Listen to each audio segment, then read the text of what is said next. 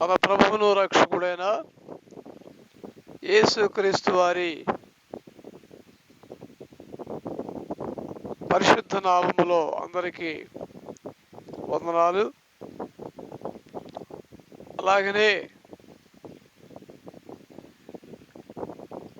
జై భీమ్, జై భీమ్. మతం మారితే కులం పోతుంది అని ఈ మధ్య కాలంలో వైరల్ అవుతున్న ఒక విషయాన్ని మనం చూస్తున్నాం.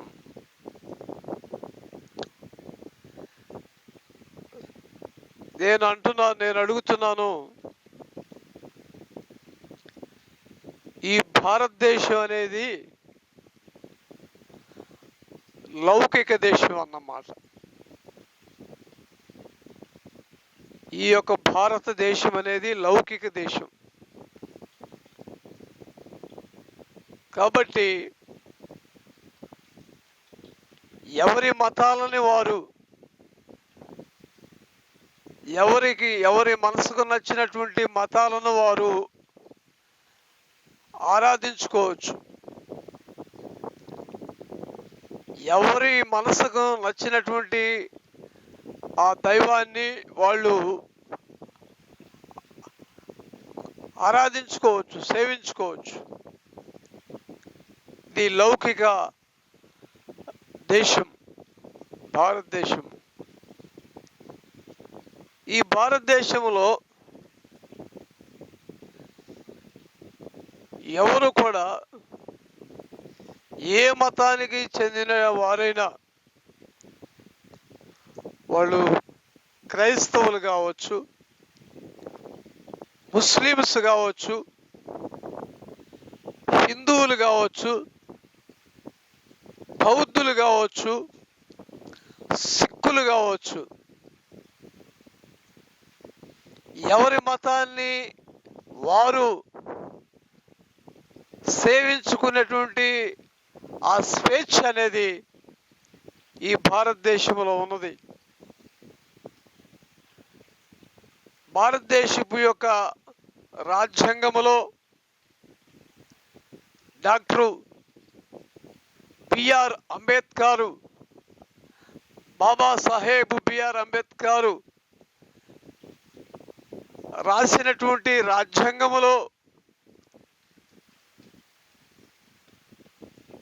ఆర్టికల్ 25 ప్రకారం ఎవరి మతాన్ని వారు సేవించుకోవచ్చు, ఎవరి మతాన్ని వారు ఆరాధించుకోవచ్చు, ఎవరి దైవాన్ని వారు పూజించుకోవచ్చు అన్నమాట. కాబట్టి ఎవరు కూడా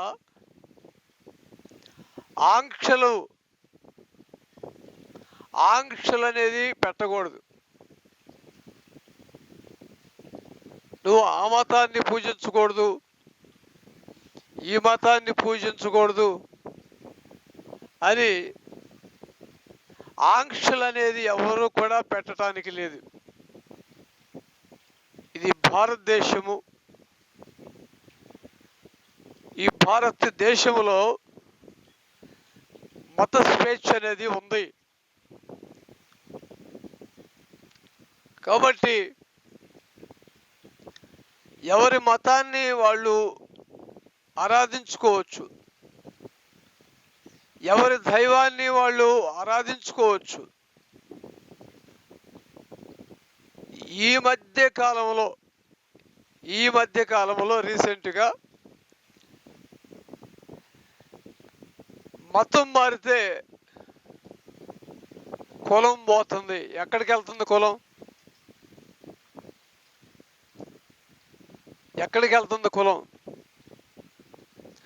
మతం మారినంత మాత్రాన మతం అనేది ఆత్మకు సంబంధించినటువంటి విషయం. అది మన ఆత్మకు సంబంధించినటువంటి విషయం మతం అనేది. కాబట్టి ఈ ఆత్మకు సంబంధించినటువంటి ఈ విషయంలో నువ్వు ఏ మతాన్నైనా సేవించవచ్చు. ముస్లిం మతంలోకి వెళ్తానంటే వెళ్ళిపో, క్రైస్తవ్యంలోకి వెళ్తానంటే వెళ్ళు, హిందూ మతంలోకి వెళ్తానంటే వెళ్ళు, బౌద్ధ మతంలోకి వెళ్తానంటే వెళ్ళు, సిక్కు మతంలోకి వెళ్తానంటే వెళ్ళు. నీకు నచ్చిన మతాల్లోకి నువ్వు వెళ్ళు. నీకు నచ్చిన మతాన్ని నీవు ఆచరించు. కానీ మతానికి సంబంధించినటువంటి ఆంక్షలు ఎవరు కూడా చేయటానికి ఈ భారతదేశం అనేది ప్రతి మానవుడి యొక్క హక్కు. ఇది భారతదేశం అనేది ప్రతి మానవుడి యొక్క స్వేచ్ఛ.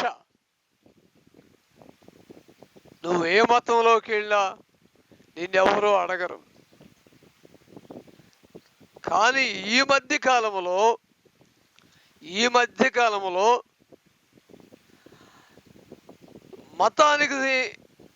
మతానికి సంబంధించినటువంటి ఆంక్షలు చూస్తూ ఉన్నాం.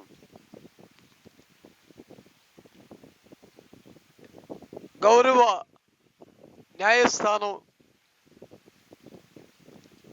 న్యాయస్థానము మతం మారితే కులం మారుతుందని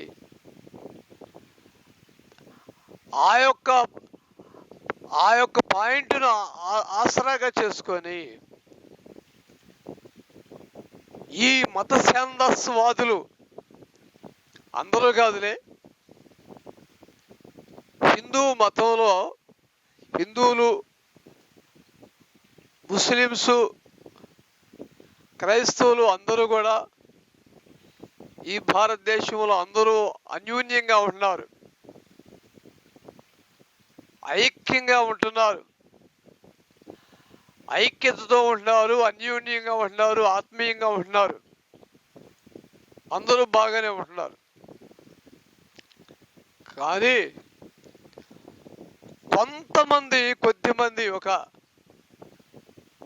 కొద్దిమంది వేళల్లో లెక్క పెడితే ఒక 10 మంది 15 మంది మత ఛాందస్వాదులు వాళ్ళ యొక్క మతాలను మనుషుల మధ్య మతం పేరుతో ఈ భారతదేశంలో ఉన్నటువంటి మనుషుల మధ్య మతం పేరుతో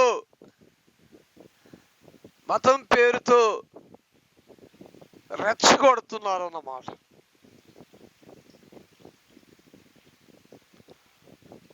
వారికి వస్తున్నటువంటి స్వార్థమైనటువంటి ఆ స్వలాభాల కోసం, స్వార్థపూరితమైనటువంటి స్వలాభాలు అడ్డం పెట్టుకొని లాభాపేక్షతో నేను నా మతం పక్షం మాట్లాడితే నాకు డబ్బులు వస్తాయి అనేటువంటి ఒక ఆలోచన, నేను నా క్రైస్తవుల పక్షంలో మాట్లాడితే నాకు డబ్బులు వస్తాయి, లేకపోతే నేను నా హిందువుల పక్షంలో మాట్లాడితే నాకు డబ్బు వస్తుంది, లేకపోతే నేను మరొక కమ్యూనిటీ తరపున నేను మాట్లాడితే నాకు డబ్బులు వస్తాయి అనేటువంటి అభిప్రాయంతో, ఆలోచనతో ఈ మధ్య కాలంలో కొంతమంది ఈ రాధా మనోహర్ అనేటువంటి వ్యక్తి, అలాగనే లలిత్ కుమార్ అనేటువంటి వ్యక్తి, అలాగనే అమరా ప్రసాద్ అనేటువంటి వ్యక్తి, కొంతమంది మతాల మధ్య, మనుషుల మధ్య, మతాల మధ్య స్విచ్ పెట్టి మనుషుల మధ్య ఉన్నటువంటి ఐక్యతగా జీవిస్తున్నటువంటి భారతదేశంలో ఉన్నటువంటి మనుషుల మధ్య స్విచ్ పెట్టి వాళ్ళు